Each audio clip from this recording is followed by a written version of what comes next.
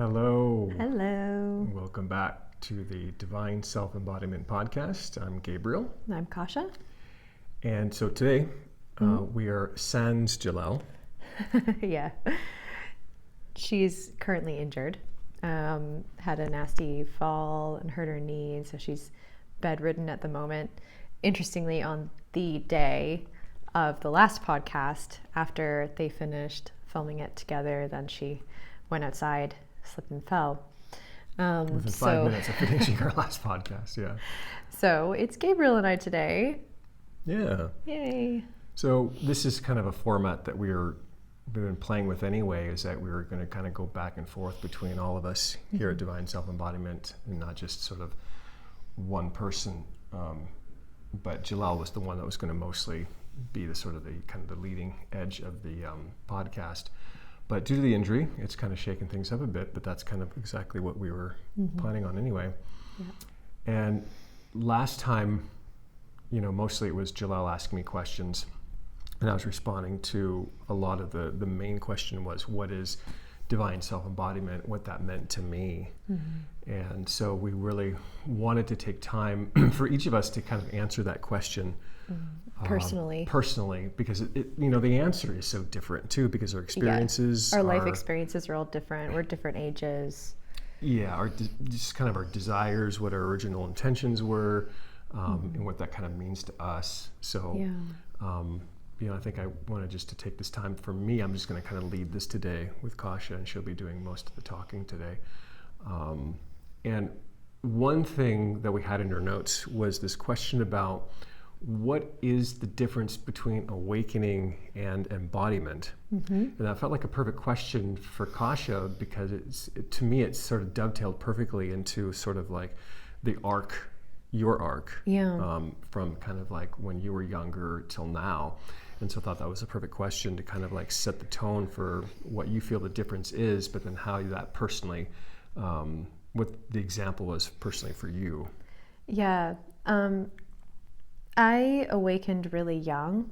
Awakened has so many different meanings, but for me, what it means is that when I was around 14 years old was when I was always Catholic. I was a Catholic kid, went to Catholic school, family was Catholic, and pretty devout Catholic, like went to church every Sunday, not just every holiday kind of thing. And so I remember being really quite young, maybe even around 13 was when my mom actually was starting to read books by Sylvia Browne specifically. That's such a clear memory. And at first it was like, oh, what is this? And then I started actually reading it, and it started to stir something. So there was just a remembrance of, or even it started to stir my young imagination too, of like, what else could there be besides being Catholic? Like the limits that Catholicism puts on you, the guilt, the shame, the going through a middleman to connect to the divine or to connect with God.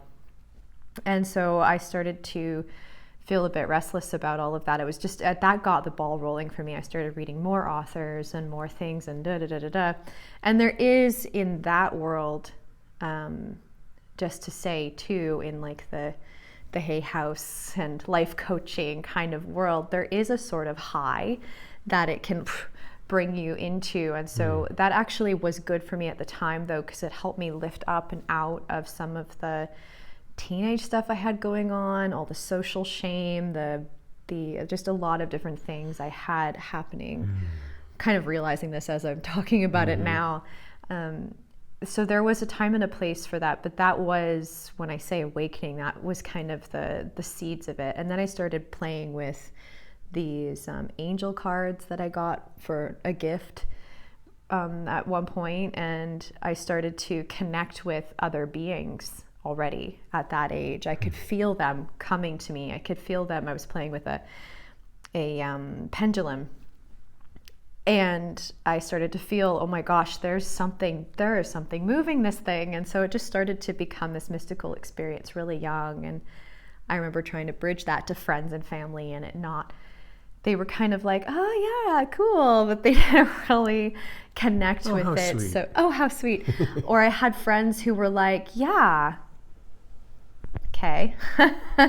And they didn't really get it. And so already, even at that age, and I had already been kind of going in and out of social struggles, feeling like the black sheep, even with people my age, let alone with birth family.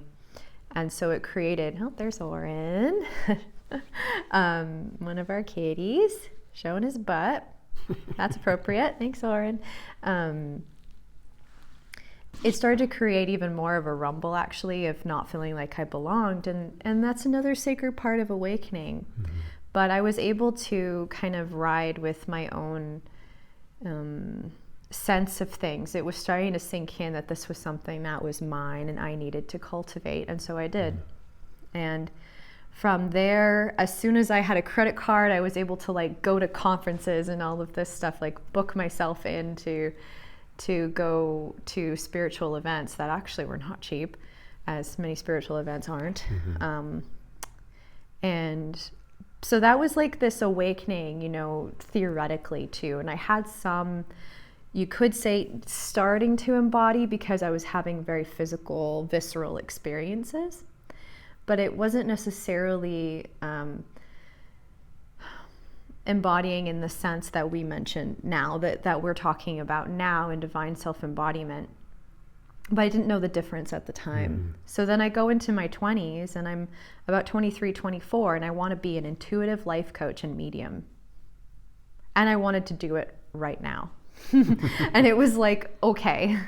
But it wasn't really manifesting because I was barely in my mid-20s and wanting to be what I call the sage on a stage, just like all these other souls that I had been tuning into and their teachings. I wanted to be them. I wanted to be amongst them. I wanted that to be my life. I should say part of me, but I'll just say me because that was me mm-hmm. at that time. And so then when I met Jalelle, and it was like this immediate soul recognition, just going to this event that she was hosting with her partner then. And it was like just suddenly then hearing from someone who I just immediately respected. And I really respected her sacred union that she was in. And there was just a lot that I hadn't seen or heard of in the world. And there was something about it that just went into me, mm-hmm. I would say, in a different way. And then as my process deepened, so they weren't officially offering anything yet at that time, but then when they did start serving, when Jalelle started serving again after she recovered from the previous spiritual group she had been a part of, or was more recovered, let's say, and I started having sessions with her, then I started to be very deeply humbled by just feeling the parts and how they had been impacted by my romantic escapades and sexual experiences and even the spiritual things that I had been opening up to but wasn't embodying emotionally, especially. It wasn't digesting emotionally what was happening so in all these different ways. Mm. Yeah, because you'd mentioned previously that the awakening was something that helped you to elevate or even transcend the emotional body, the emotional pain. It's interesting because it did and it didn't. So what happened was I was always very sensitive and emotional. This was one of the reasons why I was such a black sheep in my family. It was because I would cry at the drop of a hat or have a tantrum. I had lots of tantrums as a kid because it was like just constantly frustrated. There was a soul frustration coming through of like, nah, this is not actually what I need the most right now. And I was very caretaken by my family and parts of them, and them not, I would either be really punished or I wouldn't be just talked to, leveled with, saying like, look, this is the impact that you're having on us and let's just feel it together. We just never really did. Like, what are you really frustrated about? I just needed someone to sit there with me and do that even at a young age. I kind of went on a tangent there. Where did we start? But I was just talking about, because you were mentioning about the feeling. Oh, the emotional and transcendence, right. As you started to feel Jalelle and then go through the sessions, you started recognizing where the emotional gaps were. Mm-hmm. Yeah. So the original question was about transcendence. And so where I was going with that was that I wasn't inherently a transcendent. That wasn't my default, actually, emotionally. But what the spirituality was that I was tapping into, it was like a drug. I would go to all these psychics to try and lift me out of heartbreak, even though in my gut, in my heart, I knew something wasn't going to coalesce. These men that were ghosting me were not coming back. They weren't soulmates. They weren't coming back. And so it was, that's just one example of something I would go to psychics for constantly. And also just purpose, just this ache for purpose, like not being happy with, I went to school to study theater, but it also, the bottom kind of fell out of some of that and the dreams there. And this dream of being a coach or being a spiritual leader in a certain way just wasn't coming together so easily either. And so there was a core frustration around that, and not really getting, you're young, go be young, continue to develop and grow, but like take your time to embody what's going on here and what you're awakening to. I just never really had someone really sit with me in that, except one psychic I went to in person in Toronto. She, when I lived there, she helped me actually sober up to some of this first before I even met Shalel in Vancouver, a couple of years later, I think. So the emotional land more into the reality, the emotional reality. Yeah, but so I had to really land into the I think there's something about even the degree of emotionality I had. It was everywhere. It was like explosive sometimes the things that I would be feeling, or sudden bursts, or it was like, couldn't, I don't want to say control it, but I couldn't flow with it in a way that was actually healthy. It was very much just parts taking over, emotions just taking over, and there was very little center yet, as I hadn't been modeled that, how to be emotional and be still like physically embodied and still find deep joy as the main undercurrent. I had pain as and heartbreak as an undercurrent for many years. So there's two kinds of awakenings happening then. There's the spiritual awakening, and then it moved into more of this emotional body awakening, which to me is kind of similar.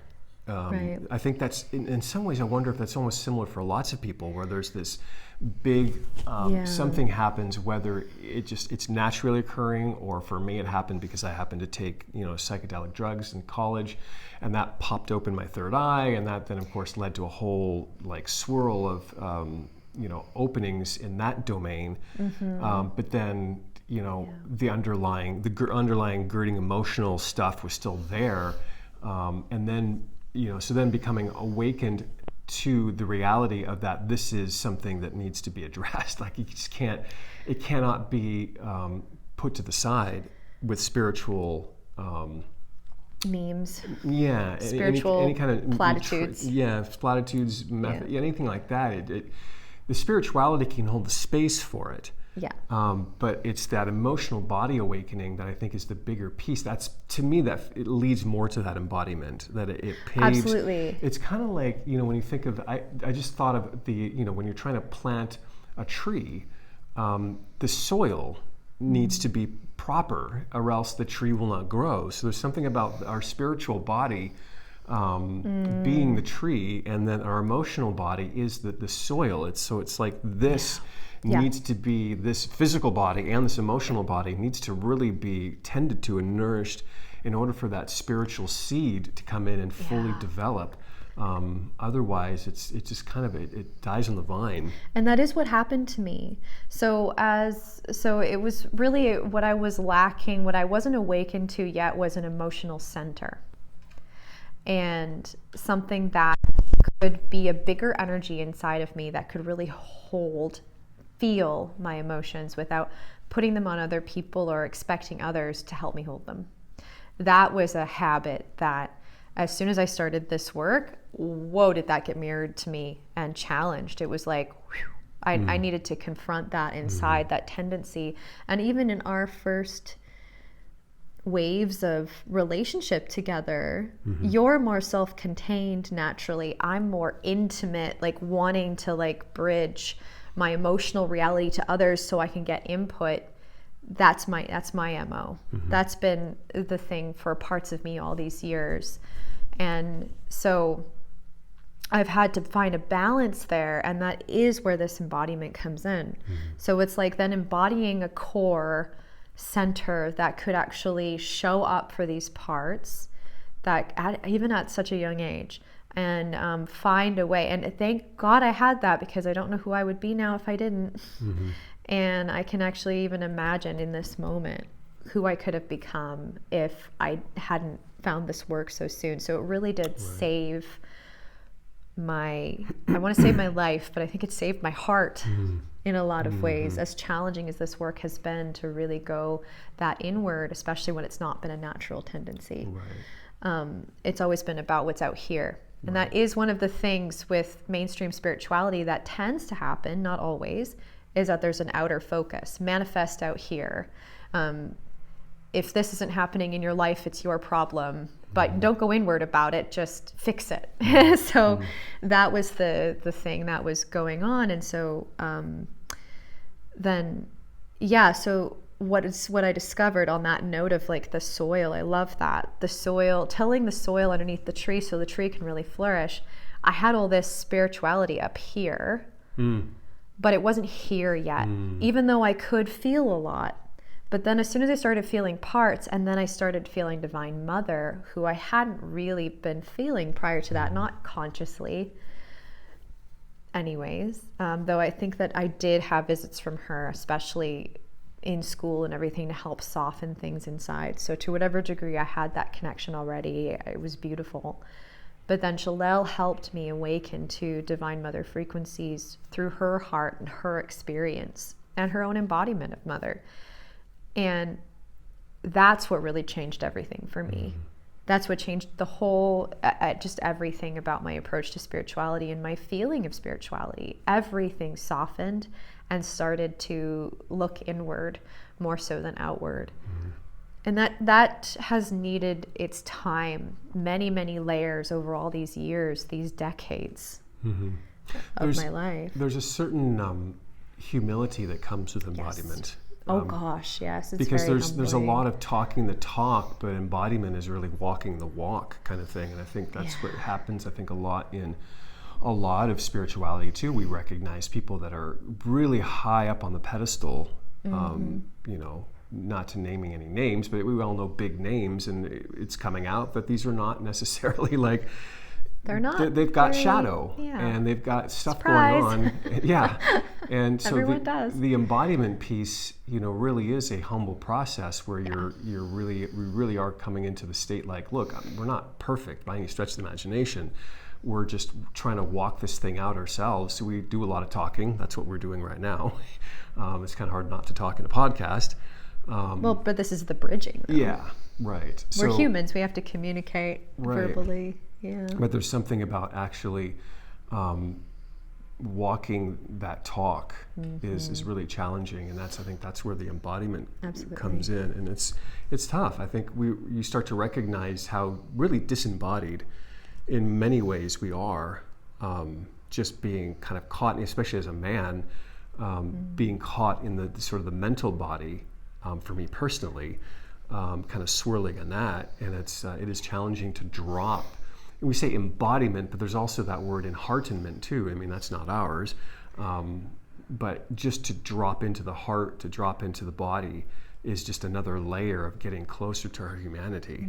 And we talk about divine self embodiment, but we're also talking about human self embodiment too. Just what is the humanity within the divinity? Yeah, it's the embodying the divine self is embodying your humanity, what we call your sacred humanity. It's like this, the way I feel that is that it's not separate from your spirituality, but you're also not just, there's that saying that you're a soul having a human experience, but I think it's deeper than that, where it's like, yes, and there's a feeling of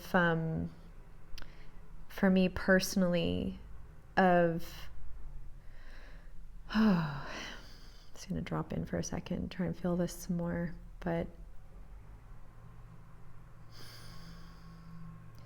it's like recognizing the star seed, recognizing that being human is hard. It's inherently challenging, but it's challenging for a reason.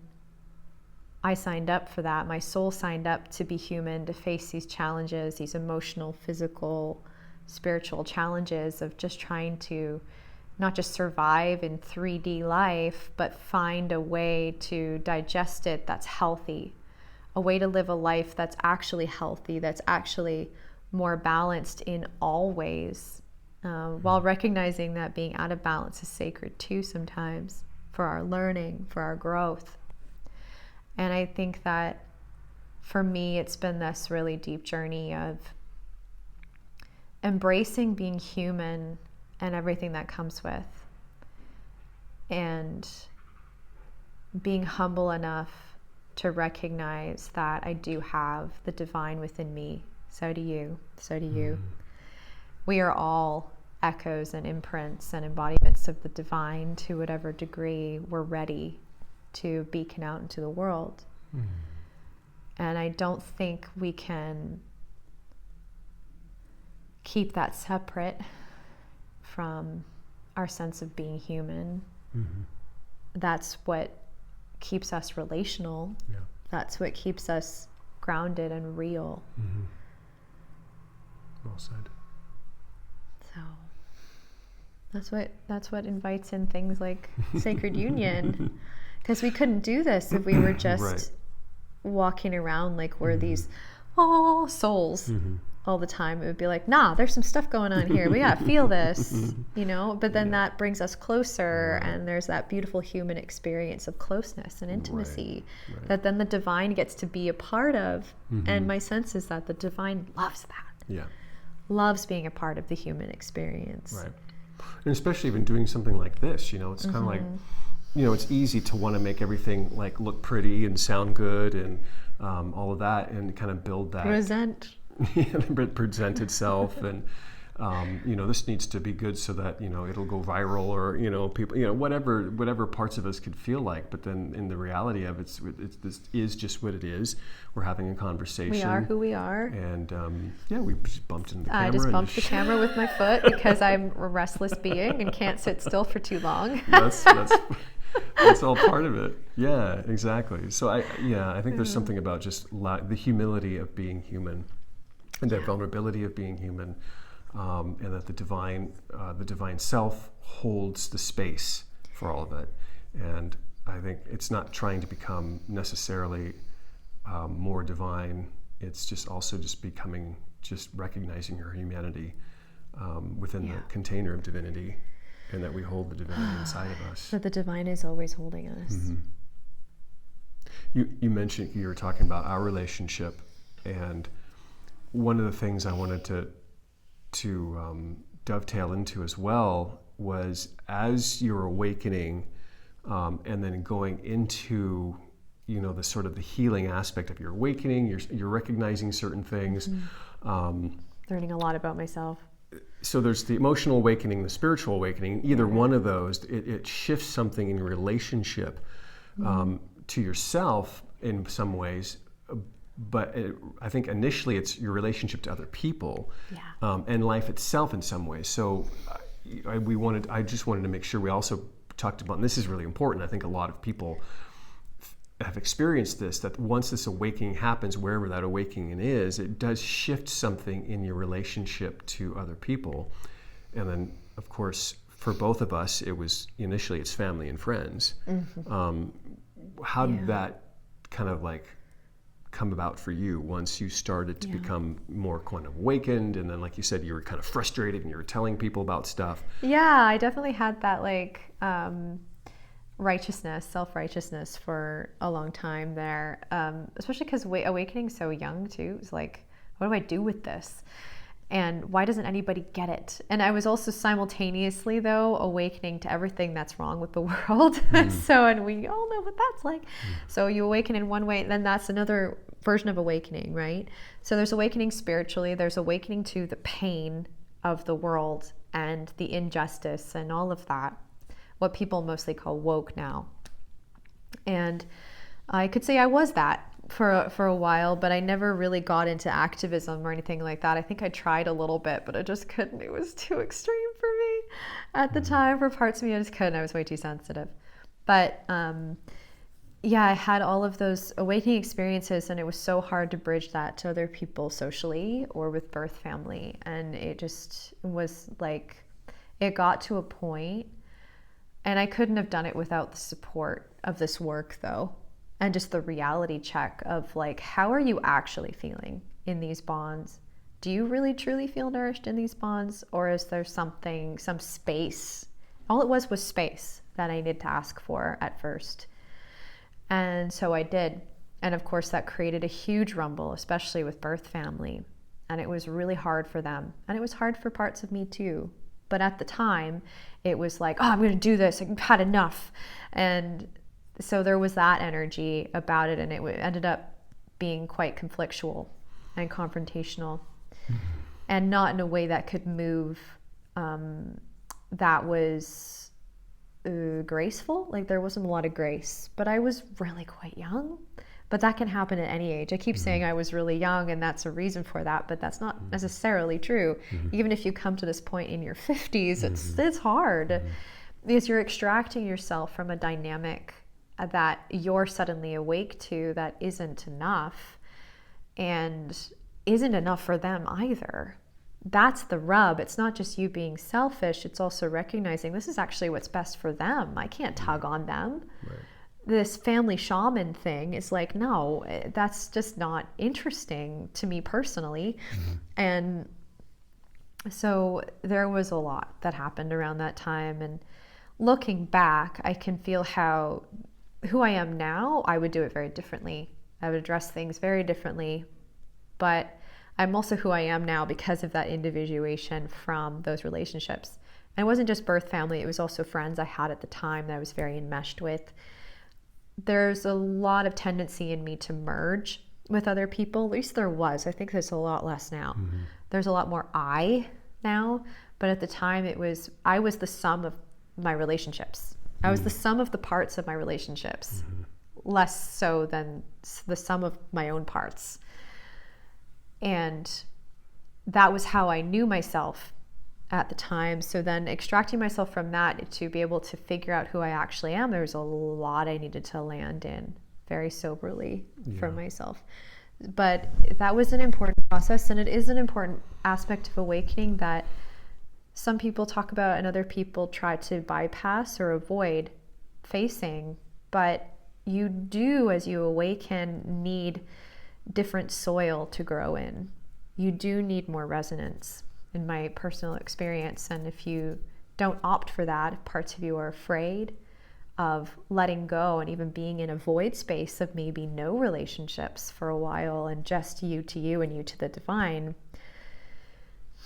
that's, that can be really hard. And then of course you can get stuck in that kind of lone wolf. Parts of you get really comfortable there rather than trying to be more intimate with people again. Right. So yeah, it's a risk either way. Yeah, but it's important. That whole process of awakening and healing, they're kind of, you're awakening to something, but you're awakening to the suffering within too. Oh yeah. You're awakening. I was awakening to some sort of like systematic thing outside of myself. It's like, this is the Illuminati, and all that. Not that I don't, being a prepper. Not that I'm not, and all that. Not that I have compassion for that part of me at that time, but it was all external, right? I'm awakening to something external that's happening. And so I'm trying to convince people that this is going on. They need to be prepared. Yeah. This is what's happening. We need to fight the power, kind of all that stuff. And it just really, it's a really an intense energy.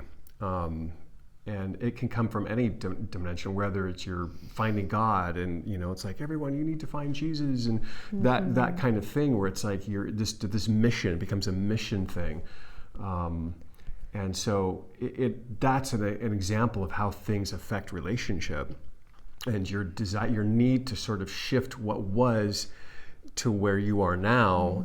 But again, like you said, it's not necessarily what other people are meant to be awakened to, or that's not the process they're meant to be in. And so there is this sort of this chasm that happens between you and others once that sort of happens, and it's inevitable in some ways, and we all have a different relationship to that. I mean, I took space from my family, and again, it's like you said, it's not a matter of that it happened, it's more about how, and I think the how could have been a bit different, but it was what it was. But it still needed to happen for my needs. Like, I needed to have new soil, I needed to be more in a space that was going that direction than what I had, and it was too challenging to be in those relationships otherwise. And not that it can't be done. For some people, it's probably part of their journey to be able to do that. Sometimes it's not about, for us it was, well, I did it sooner than you did, because you needed more time in it. So it's not like there's a hard and fast rule here that this has to happen within a certain period of time. So if parts of you take it in that way, I know parts can be that way. They can be very like, wait, this is the answer.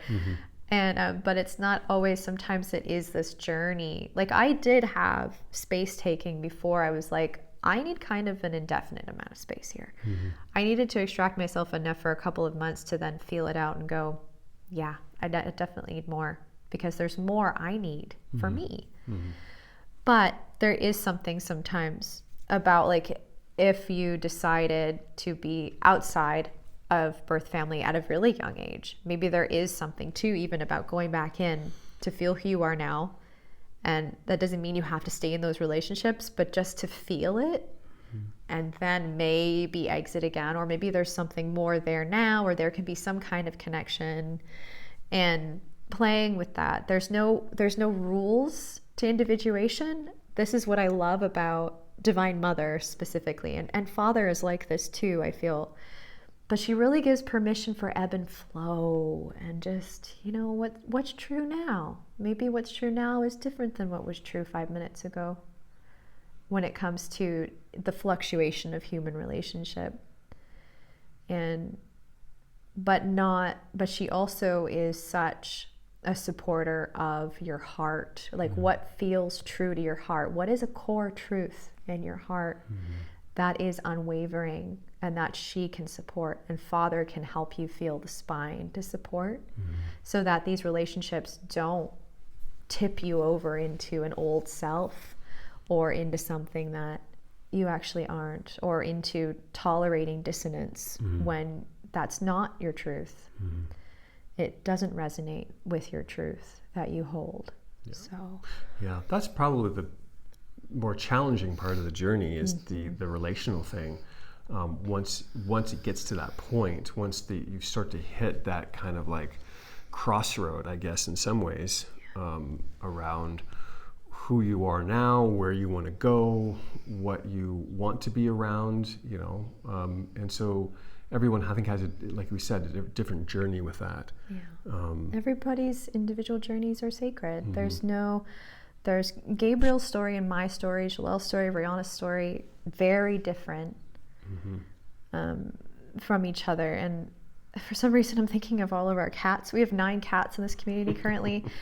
Each one of these cats is so different. Their consciousness is so different. The way they approach different things is different. There's some overlap, but yet they all have this shared field that they're in with us, which is kind of a miracle, right? Like, this is why we call this harmonia, this field that we live in, because the harmonics here are very refined at this stage.